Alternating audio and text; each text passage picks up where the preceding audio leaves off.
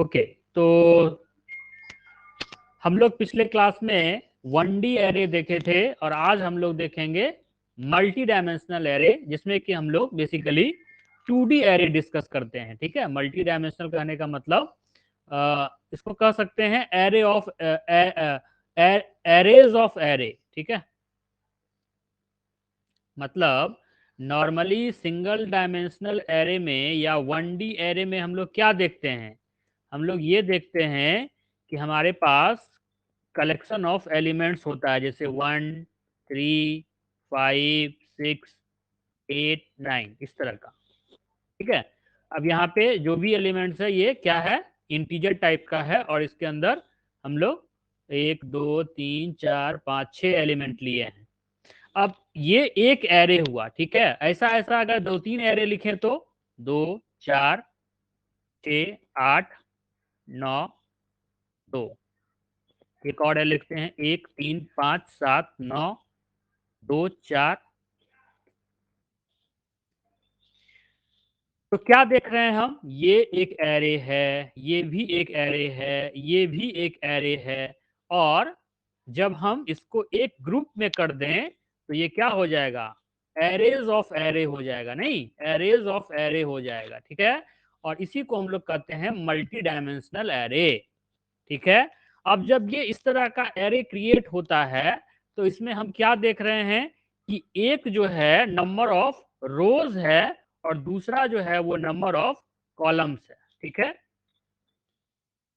एक कॉलम में कितना हो गया, एक रो में कितना हो गया एलिमेंट, टोटल 6 एलिमेंट हो गया, और हर हमारा टोटल नंबर ऑफ रो कितना है, तो टोटल 3 नंबर ऑफ रो हमारा है। ठीक है, तो जब हम रो और कॉलम के फॉर्म में किसी चीज को लिखते हैं तो उसको हम लोग टेबुलर फॉर्म कहते हैं, और उसके लिए हम लोगों का मैट्रिक्स कह सकते हैं उसको, मैट्रिक्स फॉर्मेट। ठीक है, मैट्रिक्स फॉर्म। तो इसीलिए जब भी 2D एरे का चर्चा आता है, जब भी मल्टी डायमेंशनल एरे का बात आता है, तो हम लोग मैट्रिक्स ऑपरेशन का उसमें यूज करते हैं, क्योंकि वो एक मैट्रिक्स फॉर्म है। ठीक है, तो सबसे पहले क्या लिखा हुआ है, in such case data is stored in row and column based index also known as matrix form. ठीक है, यहां पर हम ये भी लिख देते हैं कि इट इज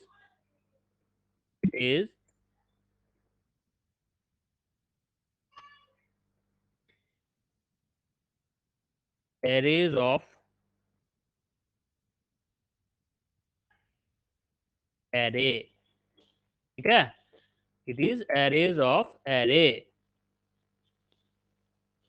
ओके, नाउ अगर हमको ऐसा क्रिएट करना है तो उसके लिए हम कैसे इसको डिक्लेयर करेंगे, मल्टी डायमेंशनल एरे को डिक्लेयर कैसे किया जा सकता है। ठीक है, उसके लिए पहले हम लोगों को सीखना है, हम लोगों को याद करना है कि हम लोग 1D को कैसे बनाते थे। तो डेटा टाइप लिखते थे, डेटा टाइप लिखते थे, एरे का नाम लिखते थे और साइज लिखते थे, साइज लिखते थे। ठीक है, अब यहाँ क्या है, यहाँ 2 साइज है, एक है रो साइज और एक है कॉलम साइज, एक है कॉलम साइज, क्योंकि नंबर ऑफ एलिमेंट्स और नंबर ऑफ रोज। तो नंबर ऑफ एलिमेंट्स हमारा हो गया कॉलम साइज और नंबर ऑफ रोज हो गया हमारा रो साइज। तो हम लोगों को 2 साइज लिखना है, तो इसीलिए हम लोग 2 ब्रैकेट का यूज करते हैं। पहला ब्रैकेट हमारा होता है रो का और दूसरा ब्रैकेट हमारा होता है कॉलम का, column size and row size. इस तरह से हम लोग 2D एरे क्रिएट करते हैं। ठीक है, एक तरीका ये है जो कि पहला ऑप्शन दिखा भी रहा होगा, अच्छा पहला नहीं दिखा रहा है, तीसरा ऑप्शन में दिखा रहा है, data type variable name and 2 box है और दोनों बॉक्स में रो और कॉलम का साइज लिखा हुआ है। या फिर हम जावा में ऐसे भी बनाते हैं, पहले बॉक्स डाल दिए फिर वेरिएबल का नाम लिखे, या फिर वेरिएबल नेम के आगे बॉक्स लगा दिए, या फिर नाम के आगे एक लगा दिए और नाम के पीछे एक लगा दिए, तो नाम के आगे रो हो गया, नाम के पीछे कॉलम हो गया। तो सबसे जनरल जो है वो ये है, और इसी को हम लोग लेके चलें तो ज्यादा बेटर है। इसमें तरह तरह से हम लोग अलग तरीके से लिख सकते हैं, लेकिन एक ही फॉर्मेट को अगर हम दिमाग में रख के चलें तो वो ज्यादा बेटर होगा। तो हम लोग ये फॉर्मेट को यूज करते हैं, data type array row column, ठीक है। यही हमारा C++ और सी में भी हमारा यही वाला कंसेप्ट होता है। तो इसीलिए हम लोग इसको लेकर चलेंगे तो हम लोगों को ज्यादा परेशानी भी नहीं होगा, ठीक है। अब ये तो हुआ डिक्लेरेशन, ठीक है।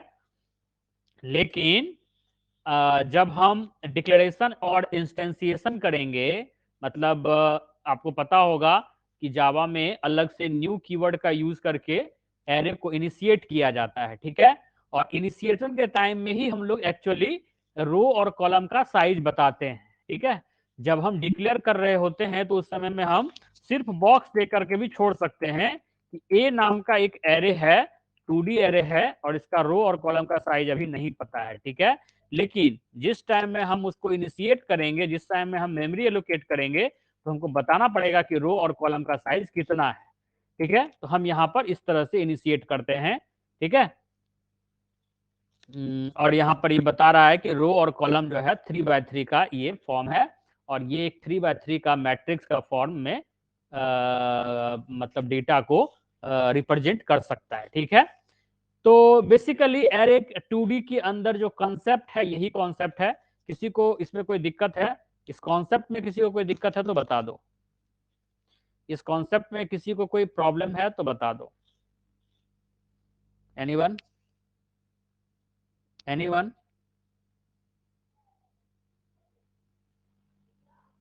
बताओ बताओ, अभिषेक कुमार क्या प्रॉब्लम है? 2D एरे कैसे डिक्लेयर किया जाता है, कैसे इनिशिएट किया जाता है, बताओ क्या दिक्कत है, बताओ क्या प्रॉब्लम है, बताओ। वैसे सेम करते हैं इसमें। क्या सेम? जैसे सर सी में करते हैं एरे को इम्प्लीमेंट, वैसे भी इसी में करते हैं सेम। नहीं, वैसे कहाँ करते हैं, यहाँ तो न्यू कीवर्ड का यूज करते हैं, सी में कहाँ न्यू कीवर्ड लगाते थे, सी में न्यू कीवर्ड नहीं लगाते थे।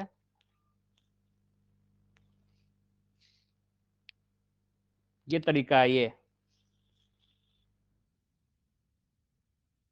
और सर डिक्लेयर करने का तरीका? डिक्लेयर करने का तरीका नॉर्मल, सीधा डेटा टाइप लिखेंगे, वेरिएबल का नाम लिखेंगे और बॉक्स लिख देंगे, बस। ओनली डिक्लेरेशन के लिए ये है, वो हम समझाने के लिए बता रहे थे कि ये वाला जो बॉक्स है वो रो के लिए है और ये वाला बॉक्स जो है वो कॉलम के लिए है। हम सिंटेक्स नहीं बता रहे थे, वो केवल हम समझाने के लिए बता रहे थे। सिंटेक्स यहाँ पे लिखा हुआ है, यहाँ पे लिखा हुआ है syntax, these are the syntax. तुम समझ गए तुम कहाँ पे फंसे हो। हम जो वो लिख दिए थे रो साइज कॉलम साइज, तो वहां पे तुम फंस गए हो, ठीक है। वो हम केवल बता रहे थे कि जब बॉक्स दो बॉक्स लिखेंगे तो पहला बॉक्स किसका होगा और दूसरा बॉक्स किसका होगा, ठीक है। उसके लिए हम वो बता रहे थे। जब हम सिंटेक्स लिखेंगे तो उसको इस तरीके से लिखेंगे, और ये तरीका भी हम लोग यूज नहीं करते हैं। हम लोग ये सबसे ज्यादा यूज करते हैं वो यही वाला यूज करते हैं, ये वाला, इसमें हम लोग डिक्लेरेशन और इंस्टेंसिएशन दोनों एक साथ करते हैं, ठीक है। कंफ्यूजन दूर हो गया? सर इंस्टेंसिएशन क्या है? इंस्टेंसिएशन क्या है, ये तो बैक जाना पड़ेगा, तब तो लगता है बैक वाला चीज तुम नहीं ठीक से पढ़े हो। इंस्टेंसिएशन का चर्चा यहाँ पे किया गया है। 1D एरे में बताया गया था सिंटेक्स टू डिक्लेयर, है ना। डिक्लेयर करने के समय में हम साइज नहीं बताते हैं, ठीक है। जब साइज नहीं बताएंगे तो कैसे पता चलेगा कि एरे कितना एलिमेंट्स को ये करेगा, कंप्यूटर के मेमोरी में एलोकेशन कैसे होगा। तो उसके लिए एक अलग स्टेप है इंस्टेंसिएशन का, और जब हम इंस्टेंसिएशन करते हैं तभी जाकर के मेमोरी एलोकेट होता है। अगर हम केवल डिक्लेरेशन करते हैं तो उस टाइम में मेमोरी एलोकेशन नहीं होता है। उस टाइम में सिर्फ ये होता है कि ए नाम का एक एरे हम यूज करेंगे, ठीक है। लेकिन जब हम इंस्टेंसिएशन करते हैं तो वो मेमोरी को एलोकेट करता है, और आफ्टर इंस्टेंसिएशन ही एलोकेशन होगा, क्योंकि हम यहाँ पे साइज जब बता दिए तो अब एरे कंफर्म कर लिया कि हमको कितना मेमोरी एलोकेट करना है, ठीक है। तो नॉर्मली क्या करता है बहुत लोग कि इंस्टेंसिएशन अलग करता है और डिक्लेरेशन अलग करता है, ठीक है। लेकिन सबसे ज्यादा जो यूज होता है वो होता है डिक्लेरेशन और इंस्टेंसिएशन एक ही लाइन में। अगर अलग अलग करते हो तो फिर लिखना पड़ेगा अलग से, ये लाइन लिखना पड़ेगा, और फिर इंस्टेंसिएशन के केस में ये लाइन लिखना पड़ेगा। अगर एक ही साथ लिखते हो तो ये एक लाइन लिख देने से दोनों काम हो जाता है। तो अगर पहले से हमको साइज पता है तो हम दोनों काम एक साथ कर लेंगे। अगर पहले से साइज नहीं पता है, बाद में साइज जानेंगे, तो वैसे केस में हम डिक्लेयर करके बाद में जब जब जब साइज पता चलता है तो उस समय केवल हम इंस्टेंसिएशन करते हैं। फिर है इनिशियलाइजेशन, मतलब उसके अंदर वैल्यू डालना, है ना। पहला है डिक्लेरेशन, जहां पर केवल वेरिएबल डिक्लेयर किया जाएगा, मेमोरी एलोकेशन नहीं होगा। इंस्टेंसिएशन के केस में साइज दिया जाएगा जहां पे मेमोरी एलोकेशन होगा। इनिशियलाइजेशन के केस में उसके अंदर वैल्यू डाला जाएगा कि एरे का एलिमेंट्स क्या क्या होगा। और रन टाइम इनिशियलाइजेशन में यूजर से वैल्यू लिया जाएगा, हर एक इंडेक्स के ऊपर अलग अलग वैल्यू यूजर से लिया जाएगा। तो जो कंसेप्ट हम लोग पहले से पढ़ते आ रहे हैं वही कंसेप्ट यहां भी है। यहां इंस्टेंसिएशन कुछ नया नहीं है, वही इंस्टेंसिएशन जो है वो जो 1D में था। क्लियर है? क्लियर है? Yes sir, yes sir. Okay okay. तो अब हम लोग इसका एग्जाम्पल देखते हैं कि इसमें हम लोग क्या एग्जाम्पल कर सकते हैं। तो बेसिकली एग्जाम्पल तो बहुत सारा है ना। और इसमें मेन रूप से जो है हम लोग मैट्रिक्स ऑपरेशन करवाते हैं, और हमारा टारगेट होता है कि ऐसा एग्जाम्पल हो जो बहुत इजीली समझ में आ जाए और उस कंसेप्ट को पूरे तरीके से इम्प्लीमेंट करता हो। हम इस चीज के ऊपर हमेशा ध्यान देते हैं कि हमारा जो एग्जाम्पल है वो बिल्कुल कॉन्सेप्ट को इम्प्लीमेंट करे और इजीली समझ में आए। ज्यादा उसमें ऐसा कुछ कंसेप्ट ना आ जाए कि अब कंसेप्ट में बच्चा फंस जाए, कंसेप्ट ना सीख पाए। ठीक है? तो हमारा जो ये प्रोग्राम है ये है इनवर्स ऑफ मैट्रिक्स। और आई थिंक तुम लोग बताओ, इनवर्स और ट्रांसपोज दोनों एक ही होता है क्या? मैट्रिक्स ऑपरेशन पढ़े होगे तो क्या इनवर्स और ट्रांसपोज दोनों एक ही चीज है, दोनों सेम चीज है, या दोनों अलग है? और अगर अलग है तो क्या अलग है? Just reply. या तो सेम है, और अगर अलग है तो बताओ अलग क्या है, क्योंकि हमको थोड़ा सा इसमें डाउट है। क्या ट्रांसपोज ऑफ मैट्रिक्स और इनवर्स ऑफ मैट्रिक्स एक ही चीज है?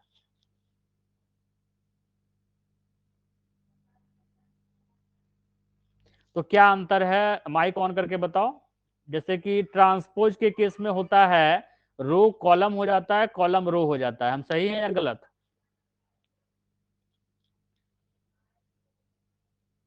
कॉलम रो बन जाता है। यस यस सर, ट्रांसपोज में रो कॉलम बन जाता है और कॉलम रो बन जाता और इनवर्स में क्या होता है? है। इनवर्स का फॉर्मूला होता है adjoint of A by determinant of A.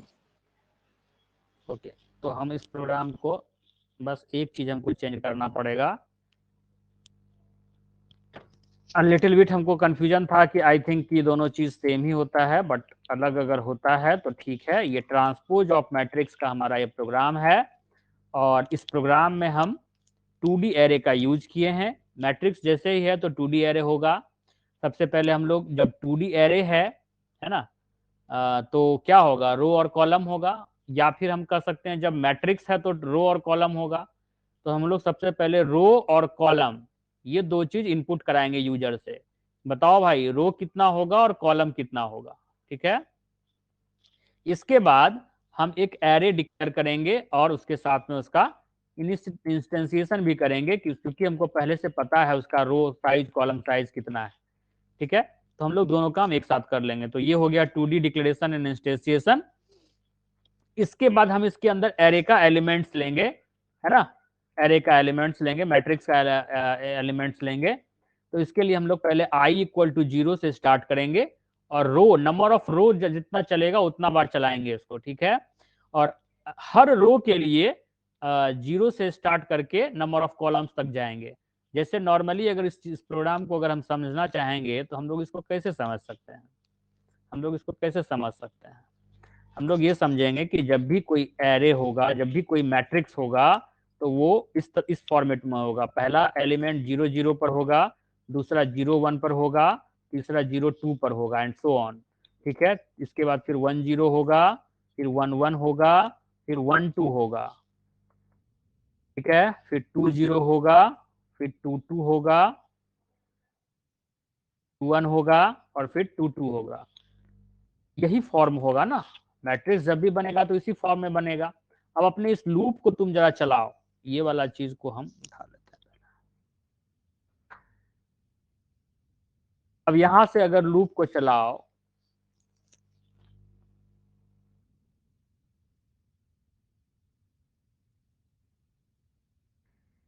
i equal to 0, j equal to 0, ठीक है, पहला एलिमेंट 0 0 लोकेशन पे चला आया। इसके बाद j इक्वल टू 1 हो गया, i इक्वल टू 0 ही रहा, क्योंकि इन अंदर का लूप पहले कंडीशन ट्रू है। क्यों ट्रू है? क्योंकि हम जो अभी मान के चल रहे हैं 3 बाय 3 का मान रहे हैं, तो रो भी 3 है, रो भी 3 है और कॉलम भी 3 है। तो 0 इज लेस देन 3, फिर 1 इज लेस देन 3, ठीक है। तो 0 और 1 के केस में हमारा एक वैल्यू इनपुट हो गया, ठीक है। यहाँ देखो आई जे हर बार चल रहा है। फिर 0 और 2 के केस में इनपुट हो गया, ठीक है। जब 0 2 हो गया तो जे का कंडीशन फॉल्स हो गया, आई को इंक्रीमेंट किया, अब आई का वैल्यू 1 हो गया। आई का वैल्यू 1 होने के बाद फिर से जे का वैल्यू 0 हो गया और 1 0 के जगह पर एक वैल्यू गया, फिर 1 1 के जगह पे गया, फिर 1 2 के जगह पे गया और फिर से ये वाला लूप फॉल्स हो गया। फिर ऊपर जाकर के 2 हुआ, फिर से जे 0 हुआ, तो 2 0 के केस में इनपुट हुआ, 2 1 के केस में इनपुट हुआ, 2 2 के केस में इनपुट हुआ, और जब ये कंडीशन फॉल्स हुआ तो ऊपर वाला लूप में गया और ऊपर वाला लूप भी फॉल्स हो गया और ये एग्जिट हो गया। तो इस तरीके से हम लोग टोटल कितना एलिमेंट इनपुट करवाए? टोटल 9 एलिमेंट इनपुट करवाए। ये चीज पहले भी हम लोग समझ चुके हैं कि जब भी दो लूप चलता है तो वो लूप कितनी बार चलता है, तो वो loop m into n times चलता है। ये हम लोग पहले ही जानते हैं, हम लोगों को ये चीज पता है। बट यहाँ पर इंडेक्स को देखना है, तो इंडेक्स जो है हमारा बिल्कुल सही ढंग से वो वहां पर दिखा रहा है। इसके बाद पहले हम क्या किए, उसी मैट्रिक्स को उसी फॉर्म में प्रिंट करवा दिए कि भाई मेरा मैट्रिक्स दरअसल क्या है, ठीक है। तो प्रिंट करवाने के केस में क्या कर दिए, बस system dot out dot print L N A I J. अच्छा, एल एन क्यों नहीं लिखे? क्योंकि हमको मैट्रिक्स के फॉर्म में प्रिंट करना है। तो मैट्रिक्स के फॉर्म में प्रिंट करवाने के लिए हमको क्या करना पड़ेगा, जब नंबर ऑफ कॉलम्स चेंज होगा तो हम स्पेस देंगे, और जब नंबर ऑफ रो चेंज होगा तो हम लाइन छोड़ेंगे, है ना। जब जब कॉलम चेंज होगा तो हम स्पेस देंगे और जब जब रो चेंज होगा तो हम लोग लाइन छोड़ेंगे, ठीक है। तो इसी के लिए यहाँ पर एल एन नहीं लिखे हैं और यहाँ पर एल एन लिखे हैं। अंदर वाला जो लूप है वो कॉलम के लिए है, तो जब जब कॉलम खत्म हो रहा है तो एक स्पेस छोड़ के आगे बढ़ रहा है, उसी लाइन में आगे बढ़ते जा रहा है, और जब वो कॉलम खत्म होकर के रो में जा रहा है तो एक नया लाइन प्रिंट करके अगले लाइन में प्रिंट कर रहा है, ठीक है। सबको ये समझ में आया? एक बार बता दो, फटाफट बता दो ये बात सबको समझ में आया? ये बात सबको समझ में आया? ये बात सबको समझ में आया? ओके, अब आ जाओ नीचे। ट्रांसपोज के केस में क्या करते हैं? तो अभी तुरंत तो आंसर तुम ही लोग बताए कि भाई रो को कॉलम कर देते हैं और कॉलम को रो कर देते हैं। तो चलेगा लूप उसी तरह से चलेगा। बस करना यह है कि जहां पर हम लोग कॉलम को लिखते थे, हम लोग पहले कहाँ लिखते थे, ये देखो हम लोग क्या लिखते थे, पहले रो लिखते थे फिर कॉलम लिखते थे। इसको बस उलट देंगे, इसको उलट देंगे, पहले कॉलम लिख देंगे फिर रो लिख देंगे। बाकी सब चीज वही रहेगा, जैसे पहले प्रिंट करवाए उसी तरह से प्रिंट करवाएंगे, बट रो को कॉलम कर देंगे, कॉलम को रो कर देंगे। बस यही चेंज करना है और कुछ भी नहीं चेंज करना है, और हमारा ट्रांसपोज ऑफ मैट्रिक्स प्रिंट हो जाएगा, ठीक है। अब हम इसको सेव कर देते हैं और कमांड को खोलकर कंपाइल करते हैं प्रोग्राम को और रन करते हैं। फिर रो और कॉलम का साइज देते हैं, तो रो का साइज हम डालते हैं 3, कॉलम का साइज डालते हैं 2, और हम इनपुट करते हैं 1 2 3 4 5 6। Array out of bound exception क्यों हो गया भाई?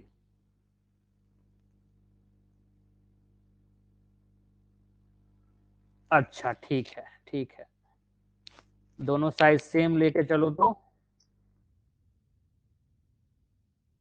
3 हो गया, 3 हो गया, 1 2 3 4 5 6 7 8 9। तो हमारा जो एलिमेंट था वो था 1 2 3 4 5 6 7 8 9, ठीक है। तो इसका जो रो है वो यहाँ कॉलम हो गया है 1 2 3 4 5 6 7 8 9। अब हम ये चीज यहाँ देख रहे हैं कि अगर नंबर ऑफ रो और नंबर ऑफ कॉलम डिफरेंट हो रहा है तो यहाँ पर एक चीज प्रॉब्लम आ रहा है कि अगर वो सेम नहीं है, ठीक है, तो उस केस में वो प्रिंट कैसे करेगा, ठीक है। तो इसीलिए वहां पर हम लोगों को एक कंडीशन चला करके देखना पड़ेगा कि अगर वो अलग अलग है तो हम लिखेंगे कि ट्रांसपोज इज नॉट पॉसिबल। क्या इस तरह का पॉसिबल हो सकता है क्या? तब फिर हम उसमें लॉजिक बनाएंगे। Is it possible? If row and columns are different, then it is possible to get the transpose of matrix. Yes. Is it possible or not possible? It is. Is it possible or not? अगर possible है तो क्या होता है?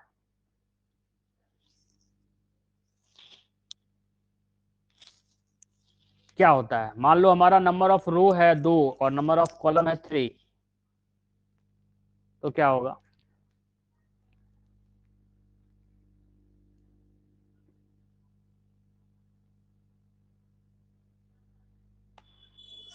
रो और column का interchange हो जाता है वैल्यू। अगर हम लिखते हैं 1 2 3 4 5 6, ठीक है, तो ये आउटपुट में आ जाएगा 1 3 5 2 4 6। Is it correct? Yes sir. Okay okay, no problem. अगर हम इसको IJ ही रखें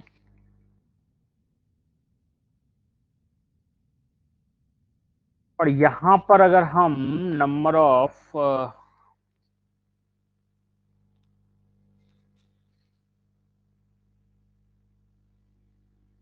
अच्छा ठीक है,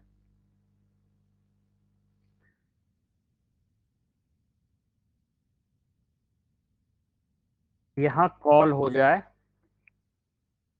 यहाँ रो हो जाए तो आई थिंक काम कर जाएगा।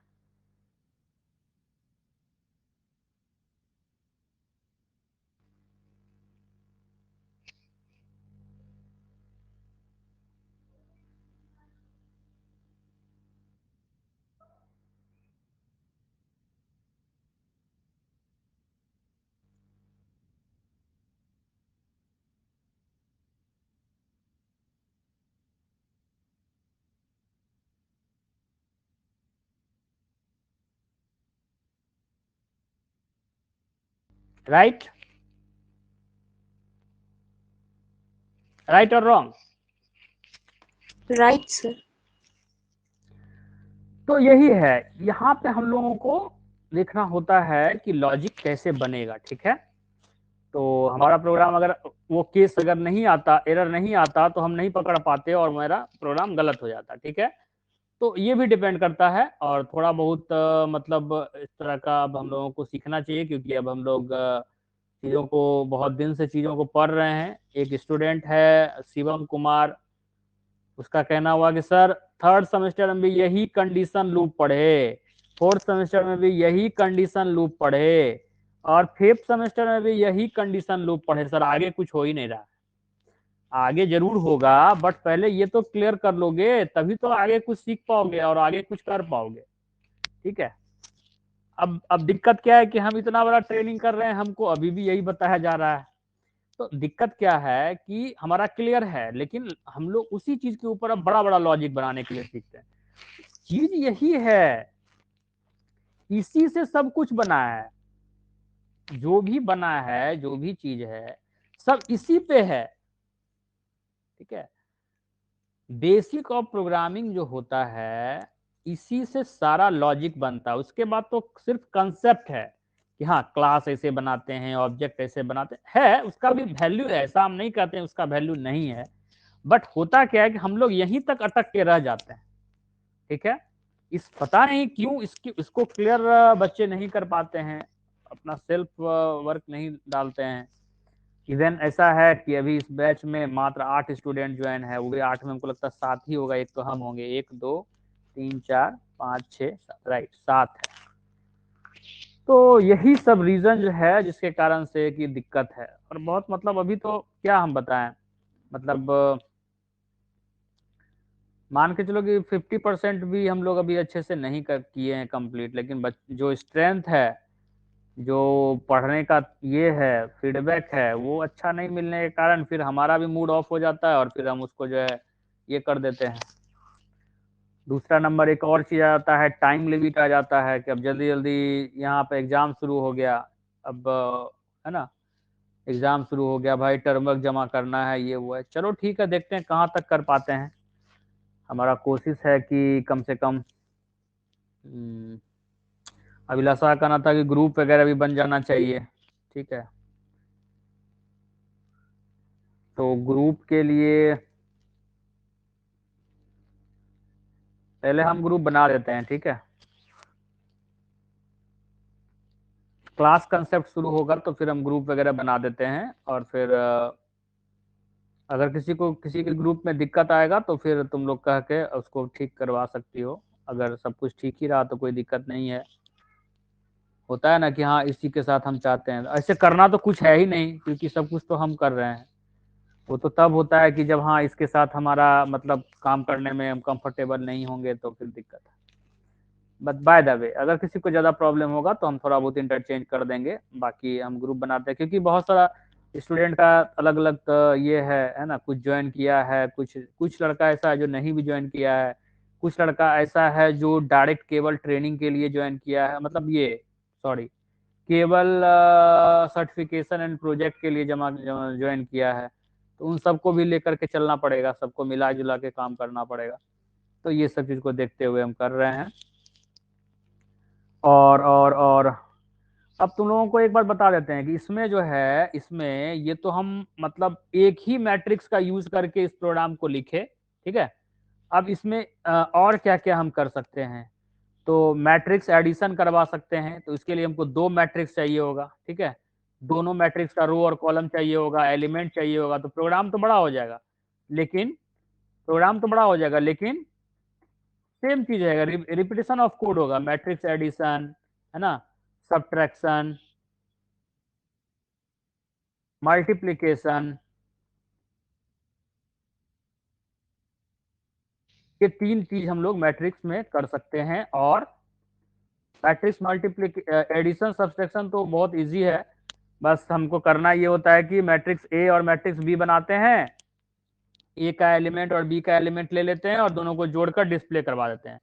तो टाइप करोगे कोड लंबा चौड़ा होगा लेकिन कोड रिपीट होगा, ठीक है। मल्टीप्लीकेशन के केस में थोड़ा सा कंसेप्ट है कि मल्टीप्लिकेशन कैसे करवाते हैं, उसी के अनुसार लूप चलाना पड़ता है, ठीक है। किस एलिमेंट को किस एलिमेंट के साथ मल्टीप्लाई करके फिर अंत में जोड़ते हैं, और टोटल सम जो आता है वो एक एलिमेंट के रूप में प्रिंट होता है, तो उसके केस में थोड़ा सा अलग हो जाता है।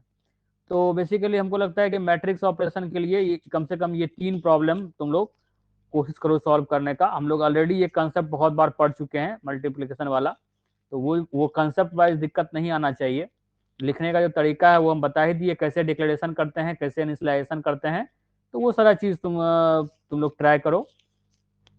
और अगले क्लास में हम लोग अब स्ट्रिंग पढ़ेंगे, है ना, और स्ट्रिंग पढ़ेंगे, फिर मैथ मेथड पढ़ेंगे, एक बार हम देख लेते हैं स्ट्रिंग मेथड, और आई थिंक इसके बाद हमारा उप कंसेप्ट शुरू हो जाएगा। गुड, मेथड स्ट्रिंग, तो आई थिंक नेक्स्ट वीक में हम लोग उप कंसेप्ट स्टार्ट कर सकते हैं, या नहीं तो method overloading,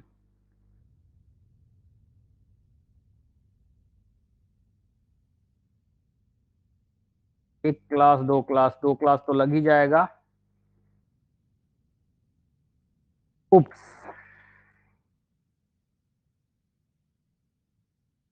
okay.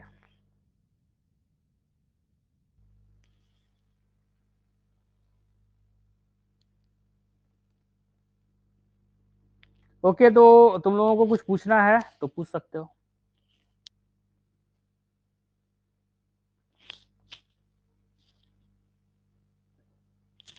Yes.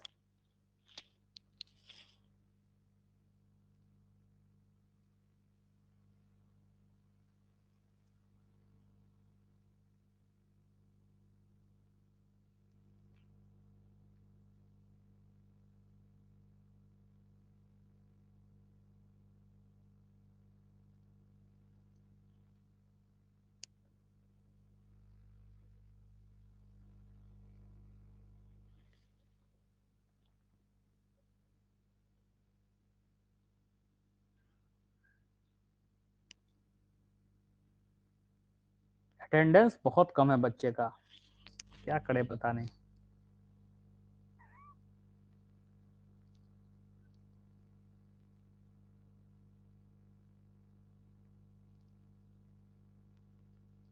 Okay then, अगर कोई डाउट नहीं है तो आप लोग लेफ्ट कर सकते हैं। Good night.